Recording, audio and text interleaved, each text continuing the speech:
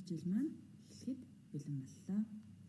Өнөөдрийн хичээлээр сая хүртэлх тооны нэмэх хасах үйлдэлийг үзэгнэ. 10 ангийн хүснэгтийг бид нэр сайн мэднэ тийм ээ. Одоо бүгдээрээ 10 ангийн хүснэгтийг хамтдаа уншицгаая. 10 ангийн хүснэгт маань нэгжийн анги, мянган анги, саяын ангиас бүтдэг. Мөн анги бүр нэгжийн орон, харавтын орон, зууртын оронтой байдаг шүү дээ. За тэгвэл энэ 10 ангийн хүснэгтэд бичигдсэн эдгээр тог бүгдээрээ уншъя. Нэгжийн ангийн 5 нэгж маань 5 гэсэн утгыг, нэгжийн ангийн 1/10 маань 10 гэсэн утгыг, нэгжийн ангийн 200 маань 200 гэсэн утгыг илэрхийлдэг. Мянган ангийн 4 нэгж маань 4,000, мянган ангийн 5/10 маань 50,000 гэсэн утгыг, мянган ангийн 600 маань 600,000 гэсэн утгыг илэрхийлдэг. Одоо тэгвэл бүгдээрээ хамтдаа эдгээр тог нийлүүлээд хэд гэсэн тоо үсгийг харцгаая. 600,000 дээр 50,000-ыг нэмээд 4,000-ыг нэмээд 200-г нэмээд 10-ыг нэмээд 5-ыг нэмээд. Энэ бичглийг бүгдээрээ юу гэж нэрлэдэг вүлээ? Зүйтэй. За бүгдээрээ тэгвэл хамтдаа нэмээд биччихье. За бүгдүүдээ энэ тоог үгээр илэрхийлэн бичээрэй. Хэд гэсэн тоо үсч байна вэ? Сайн байна. 654,211. За тэгвэл энэ тоогоо бүгдээрээ хамтдаа 10 ангаар задлан бичье. 600,000, 5,10,000, 4,000, 200, 1/10, 5 нэгж. Сайн байна. Одоо бүгдээрээ сая хүртэлх тоог нэмэх үйлдэлийг хэрхэн гүйцэтгэх талаар үздэгэ. Олон оронтой тоог нэмэхдээ хамгийн бага нэгжээс буюу хамгийн орноос эхлээд урагшлах зарчмаар нэмнэ. 154,361 дээр 124,321-ийг нэмж үзье. Хамгийн бага нэгж буюу нэгжийн ангиас эхлэн урагшлах зарчмаар нэмсэн тийм ээ. 1 дээр 1-ийг нэмлээ 2-оор, 6 дээр 2-ыг нэмлээ 8, 3 дээр 3-ыг нэмлээ 6, 4 дээр 4-ийг нэмлээ 8, 5 дээр 2-ыг нэмлээ 7, 1 дээр 1-ийг нэмлээ 2. Өөрөөр хэлбэл 2 нэмэгдэхүүнийхээ орон тус бүрийг харгалзах оронтой нэмээд доор нь бичгэнэ. Одоо тэгвэл бүгдээрээ 174,585 дээр 415,827-г нэмье. Өмнөх үйлдэлтэй адилхан байна уу? Эсвэл арай өөр юм уу? За. Олон оронтой тоог бичгийг нэг оронд нэг л нэгж бичигдэх ёстой. Иймээс нэмэх үйлдэлийг хийхэд аль нэг орон 10 дахь хэтэрчин нэмэгдвэл нэгжийг нь тухайн оронд нь бичээд харавтыг санаж байгаад өмнөх орны үйлдэлийг гүйцэтгэсний дараа өмнөх орон дээр нь нэмж бичнэ. За бүгдээрээ нэгжийн орныг хооронд нь нэмээд нэг тоо бичих ёстой бол 5 дээр 7-г нэмээд 12 буюу 2 оронтой тоо үсэж байгаа учраас 12 гэсэн тооныхоо нэгжийг энэ нэгжийн орныхоо доор бичээд 11-ийг өмнөх орон руу шилжүүлэх хэрэгтэй болдог. 11 маань 1/10-тай тэнцэн тийм ээ. За 8 дээр 2-ыг нэмээд 10, сансан нэгтэйгээ 11, нэгээ тавиад мөн нэг орноо өмнөх орон руугаа шилжүүлэх юм. 5 дээр 8-ыг нэмлээ 13, 10-ын орноос 100-ын орон руу шилжсэн нэг орноос санахаар 14, 4-өө тавиад дахиад нэгээ санахнэ.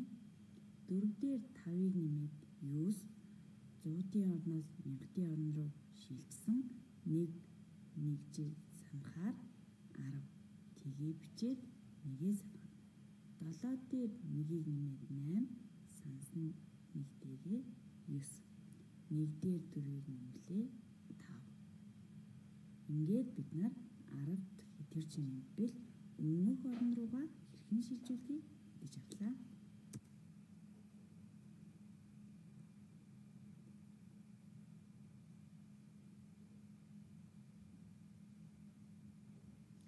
Сая хүртэлх тоог хасах.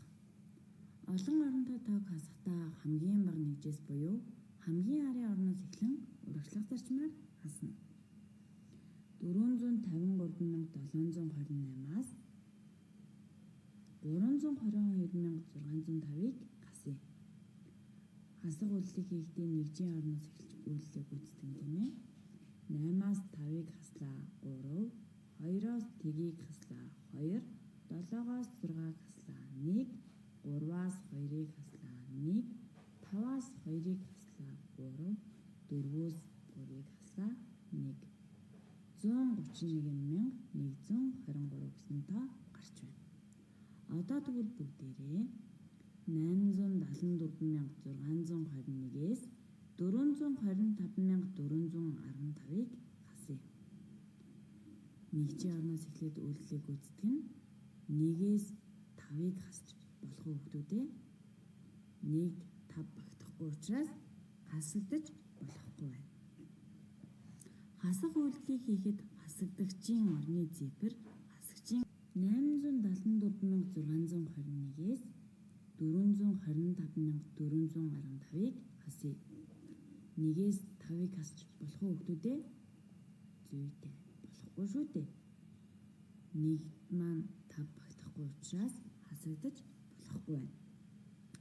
Хасах үйлдэлийг хийхэд хасагдагчийн орны зэвэр хасагчийн орноос бага байвал өмнөх орны нэг нэгжийг хойш шилжүүлж тухайн үйлдэлийг гүйцэтгэдэг байна.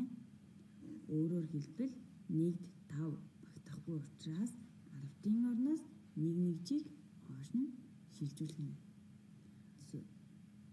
10-ийн орны нэг нэгж маань 10 нэгжтэй тэнцүү учраас 11-ээс 5-ыг хаснаа гэсэн үг. 11-ээс 5-ыг хасаад 6. Энд нэг нэгжээ хойш нь шилжүүлсэн байсан учраас нэг үлдсэн байна. 1-ээс 1-ийг хаслаа тийг, 6-аас 4-ийг хаслаа 2, 4-өөс 5-ыг хасч мөн болохгүй байгаа учраас өмнөх орноос нэг нэгжийг хойш нь шилжүүлэх нэ. 10,000-ын ангийн нэг нэгж маань 1000-ын ангийн 10 нэгжтэй тэнцүү.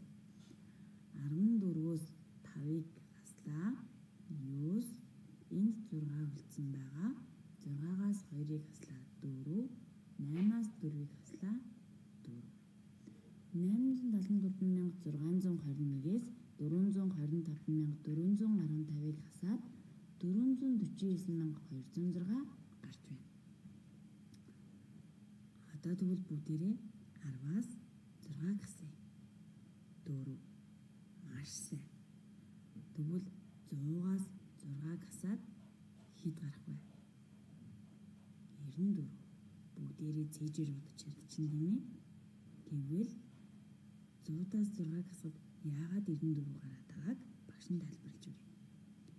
Тгээс 6-г хасч болохгүй учраас өмнөх орноос нь зээлэх ёстой. Гэтэл өмнөх орн нь мөн адил тэг байна. Тийм учраас мөн түүний өмнөх орноос зээлэх ёстой. 100-ийн орноос шууд нэгжийн орн руу зээлж болохгүй учраас 100-ийн орноос 10-ийн орн руу шилжүүл. 100-д нь 10 тэнцүү буюу 10-ийн орн маань 10 нэгжтэй болсон байна. 10 нэгжээс хойшоо нэг нэгжийг зөөхөөр 1/10 маань 10 нэгжтэй тэнцүү учраас нэгжийн ангид 10 очино. 10-аас 6-г хаслаа 4. Энд 1/10-ыг хойш нь зээлсэн учраас 9 үлдсэн байна. Ингээд 94 гарч байна. 1000-аас тэгвэл 6-г хэрхэн хасах вэ? Мөн 1000-аас 10-ын орон руу, 100-ын ангиас 10-ын орон руу, 10-таас 1-ийн орон руу гэсэн зарчмаар шилжүүлэх нэ. 1,000 маань 10 зууттай тэнцүү, 1 зуут маань 10 аравттай тэнцүү, 1 аравт маань 10 нэгжтэй тэнцүү. Бүгдээрээ хойш нь яг л энэ зарчмаар шилжүүлдэг учраас 1000-ийн оронд тэг, 100-ийн оронд 9, 10-ийн оронд 9, 1-ийн оронд 10 байснаас 4 үлдэж байгаа юм байна. Хичээл маань энэ хүрээд өндөрлөж байна. Та нар маань олон орон тоотоог нэмэх хасах унших үйлдэлүүдээ гэртээ баттгаж давтаарай. Хичээлдээ идэвхтэй оролцсон хүүхдүүддээ баярлалаа.